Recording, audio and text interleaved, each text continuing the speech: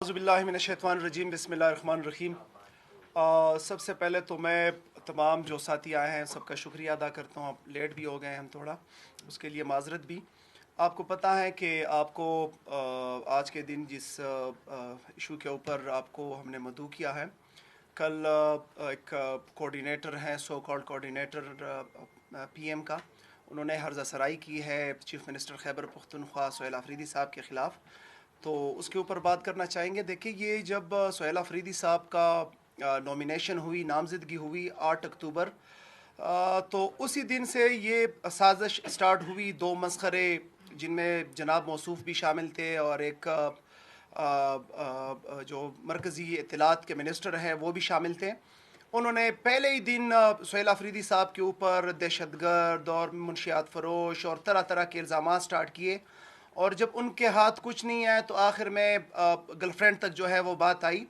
लेकिन दुख इस बात का है कि खान साहब का इंतखाब इतना बेहतरीन है कि इनके पेट में मरोड़ आ रही है और इनको बार बार उससे तकलीफ़ पहुंच रही है। और इससे जो है अंदाज़ा होता है कि वो सुहेल अफरीदी साहब को कंट्रोल नहीं कर पा रहे, बल्कि अब उनको पता है कि इमरान खान के विज़न के मुताबिक चलेंगे। अब उनके प्रेस कॉन्फ्रेंस के बाद फिर पेशावर में एक प्रेस कॉन्फ्रेंस हुई, और उस प्रेस कॉन्फ्रेंस के अंदर भी सुहेल अफरीदी साहब के ऊपर तरह तरह के इल्ज़ामात लगाए गए। फिर उसके बाद उनके इंतखाब को जो है रोकने की कोशिश की गई, इस्तीफ़ा मंजूर नहीं हुआ, अदालत भी चले गए। लेकिन अल्हम्दुलिल्लाह हमारे जो पार्लियामेंटेरियंस थे, जो MPs थे, वो अपने पार्टी के साथ डटे रहे, खड़े रहे, और सुहेल अफरीदी साहब का इंतखाब भी हुआ, वो चीफ़ मिनिस्टर भी बने, आज उनकी कैबिनेट भी बन गई है। तो इनको ये तकलीफ़ है कि ये किसी भी तरीके से ना उनको रोक पा रहे हैं, ना उनके MPs को जो है ये डिट्रैक्ट कर रहे हैं, कर सकते हैं। तो ये तकलीफ़ तो उनको पहुंचेगी, और इसके बाद इंशाअल्लाह ताला मज़ीद शिद्दत से ये तकलीफ़ हम इनको पहुंचाएंगे। कल जो इन्होंने प्रेस कॉन्फ्रेंस की कि सुहेल अफरीदी साहब वो कोर कमांडर हाउस के सामने गए और वहाँ पे जो है उन्होंने पता नहीं क्या क्या उसके मुतल्लिक़ किया, उनको समझ आ जानी चाहिए कि सुहेल अफरीदी साहब तो पेशावर थे 9 मई को, और वो तो लाहौर या कोर कमांडर हाउस वहाँ पे थे ही नहीं। जब इनको कुछ नहीं मिल रहा तो ये झूठ का पलंदा बांध के जो है उसको बेचने की कोशिश कर रहे हैं। और जैसे इमरान खान साहब कह चुके हैं कि 9 मई जो है वो बहाना था, इमरान खान और PTI निशाना था।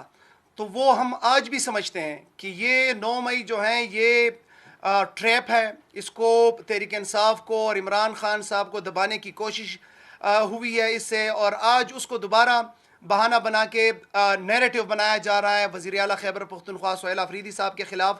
इसकी हम मज़म्मत करते हैं, और साथ ही साथ चूँकि हमारा खैबर पख्तूनख्वा का प्रोविंस है, जुरिस्डिक्शन है, और यहाँ पेशावर में जो रेडियो पाकिस्तान का हुआ है, हम अनाउंस भी कर रहे हैं कि पहली कैबिनेट के अंदर इंशाअल्लाह ताला रेडियो पाकिस्तान के अंदर जो हुआ है उसके ऊपर हम इंक्वायरी कमीशन बनाएंगे, और इंक्वायरी कमीशन जो है वो प्रोब करेगा कि किन लोगों ने रेडियो पाकिस्तान कराया।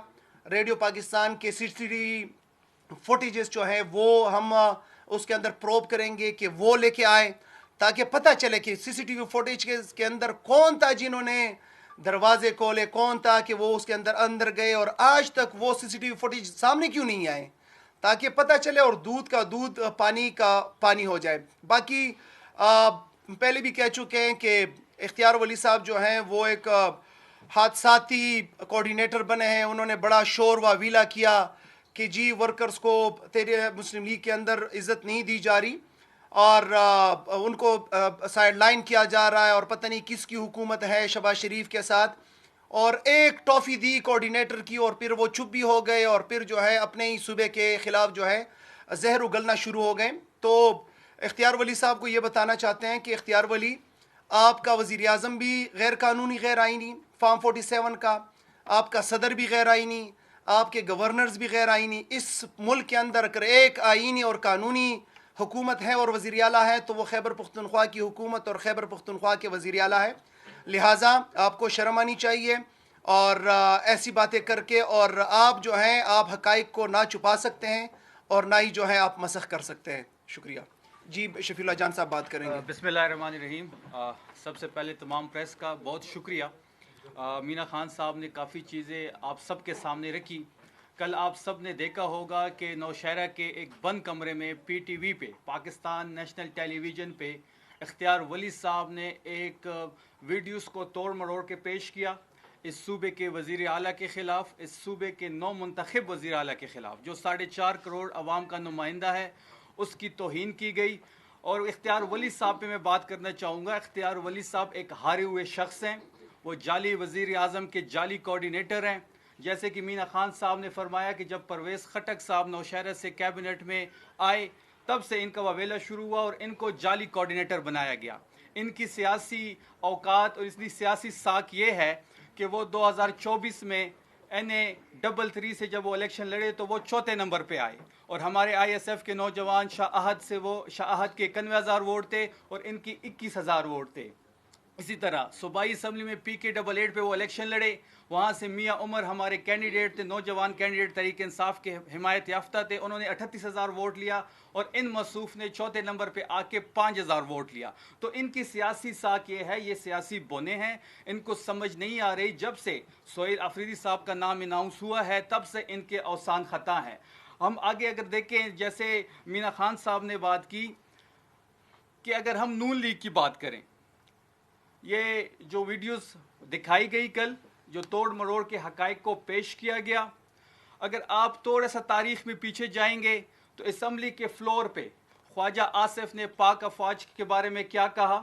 کیا مریم نواز نے جلسے میں کھڑے ہو کے یہ جو دہشت گردی ہے اور اس کے پیچھے جو انہوں نے نعرے اور سلوگن لگائے وہ آپ کے سامنے ہیں؟ تو جب یہ کہتے ہیں کہ 9 مئی جس نے کیا تو وہ معافی مانگے گا، تو کیا خواجہ آصف اسمبلی میں جو انہوں نے تقریر کی اس پہ معافی مانگیں گے؟ کیا مریم نواز جلسوں میں فورسز کے خلاف نعرے بازی کی اس پہ معافی مانگے گے؟ کیا پرویز رشید جو جلسوں میں پاک افواج کے خلاف اپنی زبان استعمال کرتے تھے کیا اس پہ وہ معافی مانگیں گے؟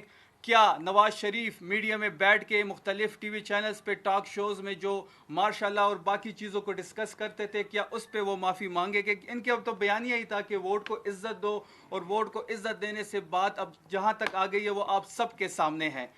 میں آگے ایک ادارے کی طرف سے ایک بندے کے ذریعے یہ پیغام بھجوایا گیا کہ سہیل آفریدی کی ملاقات نہیں ہوگی، اس کی ایسی کی تیسی. تو ہم یہاں سے بڑا واضح پیغام دے رہے ہیں کہ جو بھی خیبر پختونخوا کی عوام کے مینڈیٹ کو دیکھے گا اس کی ایسی کی تیسی. یہ انشاءاللہ خیبر پختونخوا 3/4 سے تحریک انصاف حکومت میں ہے. انشاءاللہ یہ تیسری مرتبہ ہم تحریک انصاف حکومت میں ہیں. یہ پہلی اور واحد حکومت ہے اس وقت جو عوام کے ووٹ کے ذریعے سے آئی ہے، جو عام عوام کے ووٹ کے ذریعے سے آئی ہے. 8 فروری کو عمران خان کے نام پہ پورے ملک میں انقلاب آ چکا تھا، بدقسمتی سے ہمارے مینڈیٹ پہ ڈاکہ ڈالا گیا، ہماری سیٹی چھینی گئی. واحد ہی خیبر پختونخوا کی حکومت ہے، یہاں کے غیور عوام نے تحریک انصاف کو اور عمران خان کو ووٹ دیا اور ووٹ کی حفاظت بھی کی. باقی آخر میں صرف اتنا کہنا چاہوں گا کہ 8 اکتوبر سے لے کے آج تک ان کو سہیل آفریدی ہضم نہیں ہو رہا. خان کے جو نو منتخب اور خان کے نامزد وزیر اعلیٰ ہیں، نوجوان وزیر اعلیٰ ہیں، جس طریقے سے جب سے وہ 13 فروری کو 90 ووٹ لے کے خیبر پختونخوا کے اسمبلی سے وہ الیکٹ ہوئے، اس کے بعد حلف کا جو ڈرامہ آپ کے سامنے تھا، ہم نے آئینی اور قانونی ہر راستہ اختیار کیا.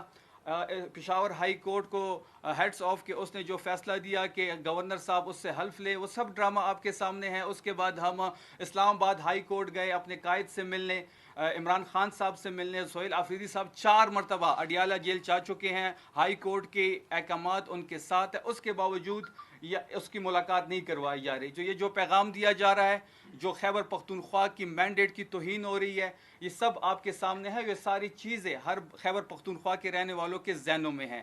تو اس حوالے سے یہ پریس کانفرنس تھی.